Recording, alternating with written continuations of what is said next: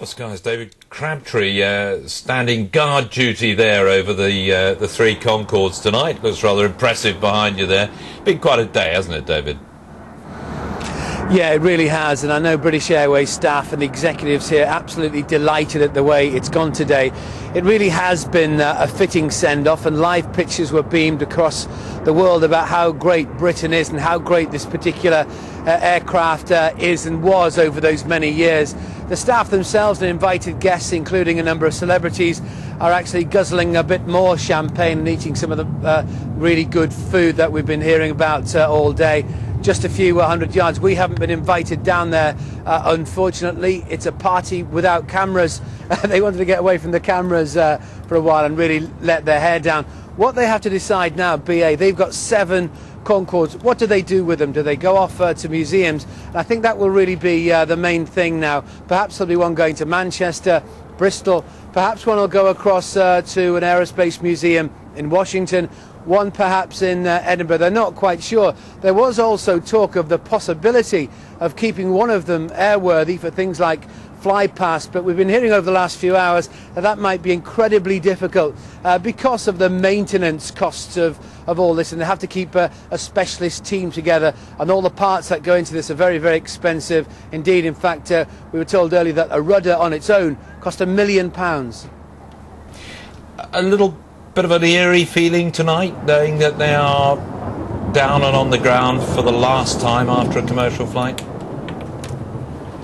Yeah, I really don't think they can quite believe it. I mean, seeing these here today, it looks as if they've just rolled off the production line. One pilot was saying earlier that if they were actually produced a week ago, they'd still be ahead of their time. They look brand new. People actually all day have been talking about how they thought, as if they were absolutely brand new themselves. They were saying, well, how high do they fly? How fast does it fly? Isn't this an amazing aircraft? Almost as if they were learning for the first time about Concorde. A lot of people were saying, why does it have to go? But I think it really is economics. That's the big problem. David, many thanks. Just after 4 o'clock this afternoon, flight BA 002 from New York's JFK Airport touched down at London's Heathrow for the very last time. In the late afternoon sunshine, more than one Concorde passed over London today. The evening Concorde arrival from the United States has been a routine for years. This was the last time that the familiar shape will be seen taking its place in an aerial procession towards the airport. 2 Concordes had spent the day flying out to the North Sea, to Edinburgh and to the Bay of Biscay to accelerate to supersonic speed for the last time before they're grounded forever. The grand finale was the sight of 3 of them strung out on their final approach across London.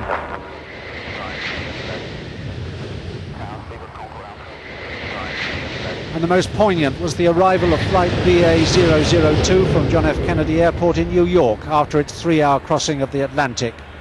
The swan song of a flying machine, so beautiful, so fast and so spectacular that it seduced the 2 nations which conceived and built it into shouldering massive costs which they would never have accepted from any conventional airliner. Heathrow's air traffic controller said his own goodbye to pilot and plane over the radio. First left turn, we've all enjoyed you over the years from ATC. Best wishes from us all. 121.19. Bye-bye. Before the New York dawn, Concorde's final departure had been marked by celebrations, ceremony and speeches in the departure lounge. This was the American city which was the last to abandon a ban on Concorde flights on environmental grounds. Now it was host to a reluctant and nostalgic British and American farewell to it. In a few moments' time, we're going to take you on Concorde, the world's only supersonic airliner. We're going to take you to the edge of space, where the sky gets darker, where you can see the curvature of the Earth. We're going to travel across the Atlantic at twice the speed of sound, faster than a rifle bullet, 23 miles every minute. We're going to travel so fast we're moving faster than the Earth rotates, and the world will be watching us. Anything that makes our lives faster is always a good thing. The Concorde is a good thing. And why Nobody will sit down and say, well, come on, it must be possible to make one of these things for less than $511 to $12 billion. I have no idea. It sort of charts the gentle slide of Britain back into the third world, I think, really. Now that there isn't that crackling roar twice a night over London. The world's going to feel a whole lot bigger after today because, you know, to get to Europe in 3 hours just can't be beat. Not for decades, if at all, will Concorde's height and speed be reflected again in the airline brochures and timetables. From now on, it'll be back to the jumbo jets and Airbuses. As far as I'm concerned, this was a huge step in technology and being able to travel supersonic speeds.